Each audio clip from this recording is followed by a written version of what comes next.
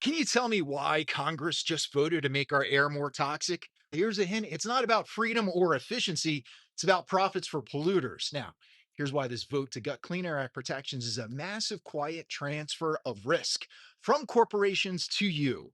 Now, let's be clear. Congress just voted to weaken regulations on some of the most dangerous pollutants in the country. Stuff that causes like cancer, birth defects, and brain damage, hurts kids. That's not an opinion. That's straight from the scientists in the EPA's own health risk assessments. Now, the rule that they rolled back, it applies to major sources of hazardous air pollutants like mercury, lead, dioxins. These aren't your average emissions. We're talking super toxins, the worst of the worst.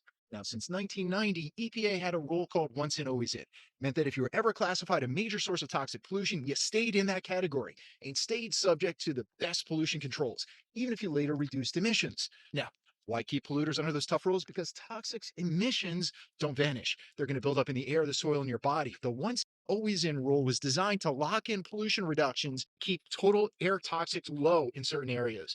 But now Congress walked back that rule. They used a legislative sledgehammer. This is called the Congressional Review Act. That means that the EPA can't make a similar rule again without jumping through legal fire. Something like 1,800 industrial facilities, oil refineries, chemical plants, steel mills, they can now petition to downgrade their status. They're going to face less scrutiny and weaker emission standards. That is the regulatory Wild West, and industry groups are cheering. The National Association of Manufacturers called the old rule technically unachievable and economically infeasible. Here's a translation for you. You don't want to pay for pollution controls. So now you pay with your lungs, your kids' health, and higher public health costs. This is a textbook example of what economists call externalities. Polluters save money, but the costs don't disappear. They just get dumped on you, the public, especially in communities near those facilities, low income facilities. Think the Gulf Coast, Appalachia, Rust Belt towns. And here's the kicker, none of this has anything to do with smart economics. It's not about efficiency or innovation. This is a pork barrel solution, a government subsidy for companies that don't want to clean up their act. You want to talk about economic freedom? What about your freedom to breathe clean air, to raise kids in a neighborhood that doesn't slowly poison them, to not have your tax dollars cleaning up after these deregulated facilities? This move is part of a broader pattern.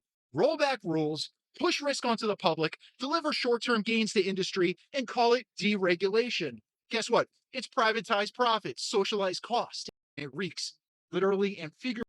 But every time a rule is weakened, local action, that means you can get more powerful. Support your local air quality board. You buy from companies that disclose emissions. You vote for clean air champions. You can monitor your own air with low cost sensors. Now, this ain't about left versus right. It's about clean air versus dirty deals. Polluters want you to feel powerless. Do not give them that satisfaction.